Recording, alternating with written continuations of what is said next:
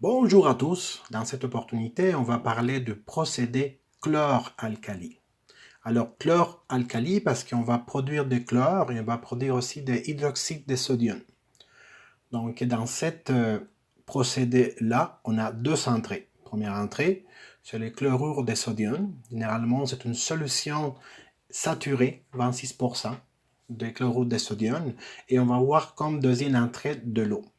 Et le procédé, c'est un procédé qui se forme via l'électrolyse. Et dans ce procédé-là, on va en produire du chlore, de l'hydrogène et d'hydroxyde de sodium. Comme on peut le voir ici, je vais aller chercher mon pointeur. Ici, on va produire d'hydroxyde de sodium et notre solution de chlorure de sodium, ça va diminuer sa solubilité. Ça veut dire qu'on passe d'une solution presque saturée dans une solution un peu plus diluée. Et cette chlorure de sodium qu'on va en produire, on va le produire en solution. Pourquoi on produit du chlore? Mais premièrement, c'est un produit très important. Dans l'année 1978, on produisait 35 millions de tonnes par année, jusqu'à maintenant, que c'est un produit chimique de base, et on produit de façon mondiale 90 millions de tonnes par année. C'était dans l'année 2018. Bon, pour aller un peu plus loin, on peut voir ce rapport créé par la IHS Markit. C'est un rapport qui s'appelle le Global Chlor-Alkali Market dans l'année 2018, dans une conférence au Mexique. On peut voir à peu près c'est quoi le marché de ce produit-là. Dans ce marché, on peut voir ici un peu la distribution des productions de chlore et au niveau mondial. Ici, on peut voir que dans l'Amérique du Nord, on va produire 15,5 millions de tonnes. Ça, c'était dans l'année 2018. Et de cette production-là, ça représente le 17% de la production mondiale. Dans cette année-là, pour être un peu plus spécifique, dans l'année 2017, le Canada a produit 900 000 tonnes de chlore. Donc, ça amène une participation d'à peu près le 1% de la production mondiale. Mais on peut voir ici que c'est plutôt dans ce côté du monde qu'on va produire presque la moitié de la production. Mais quand même, ça veut dire que Canada va produire beaucoup de chlore au niveau mondial.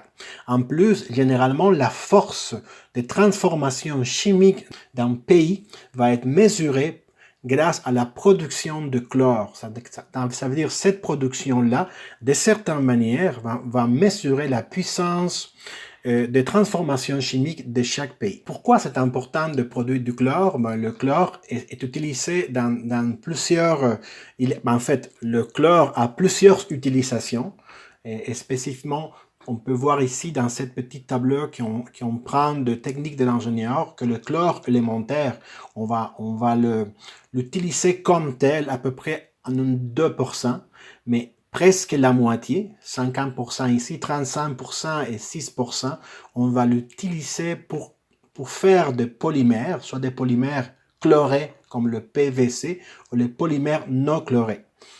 En plus, l'autre 50%, on va l'utiliser pour faire des produits chimiques intermédiaires, des produits chimiques minéraux et aussi pour faire des solvants chlorés. Donc les solvants chlorés, sont ceux et celles qu'on va utiliser, mettons par exemple dans les traitements des piscines et dans le traitement d'eau. Et on voit que c'est à peine le 4%.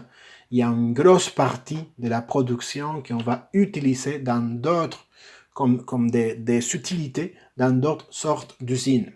En même temps qu'on produit du chlore, on va produire de l'hydroxyde de sodium. Et on va voir tantôt pourquoi ces deux industries sont tellement reliées. Ça veut dire qu'on ne peut pas les séparer.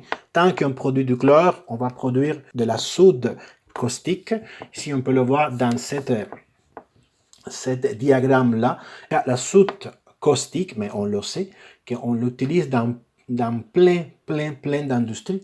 On l'a vu déjà dans d'autres industries qu'on connaît. On voit que l'hydroxyde de sodium va être utilisé de grandes manières, surtout pour sa force basique alcalin, dans différentes sortes de procédés. Donc ici, on peut voir, on peut faire une petite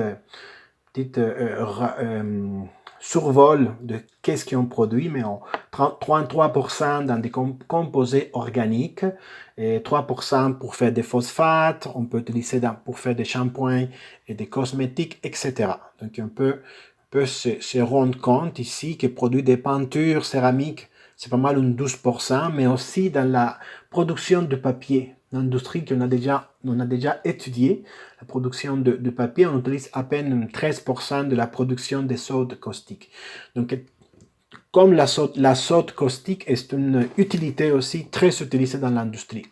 Donc, ces deux produits-là, qui viennent de ce procédé chlore-alcali, vont être utilisés dans plusieurs autres usines.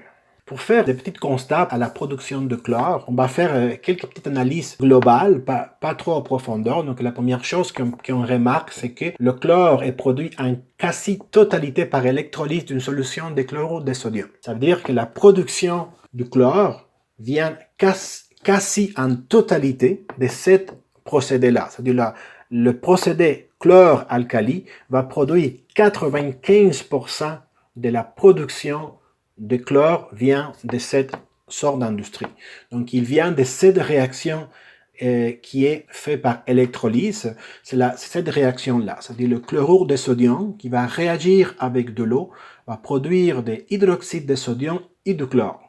Donc, ici, on peut voir que tant qu'on produit du chlore, on va produire de l'hydroxyde de sodium. Donc, l'industrie du chlore est indissociable de celle de la soude caustique. Si on fait un petit bilan stoichiométrique ou même au niveau des efficacités industrielles, mais c'est 1,1 tonnes d'hydroxyde de sodium est produite par tonne de chlore. Donc c'est presque 50-50. On produit les deux choses en même temps et la production est presque pareille.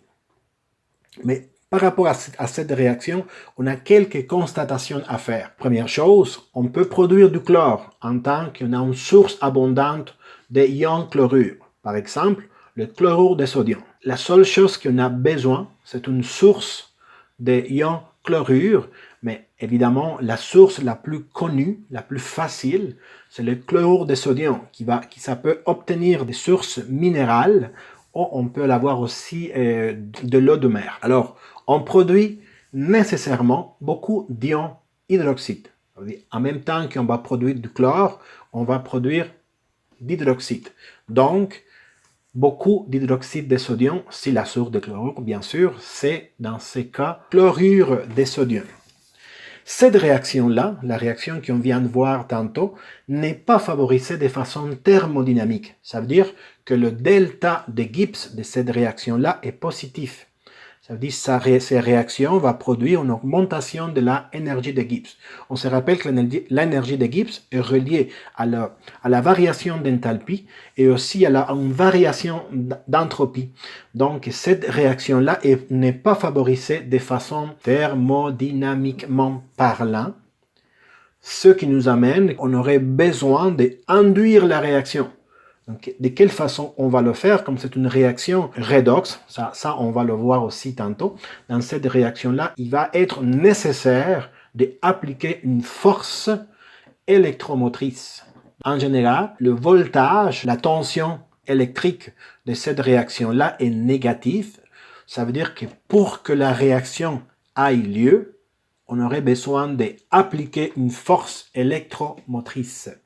Donc, on devra avoir recours à une source électrique pour inverser la réaction.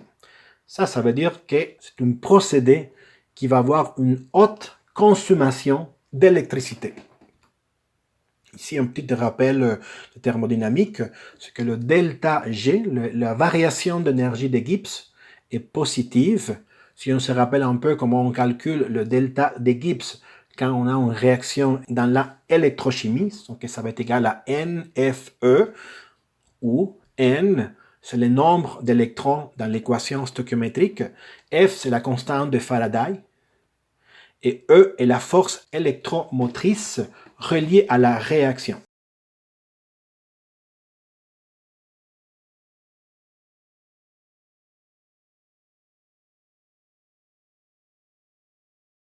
Pour cette réaction-là.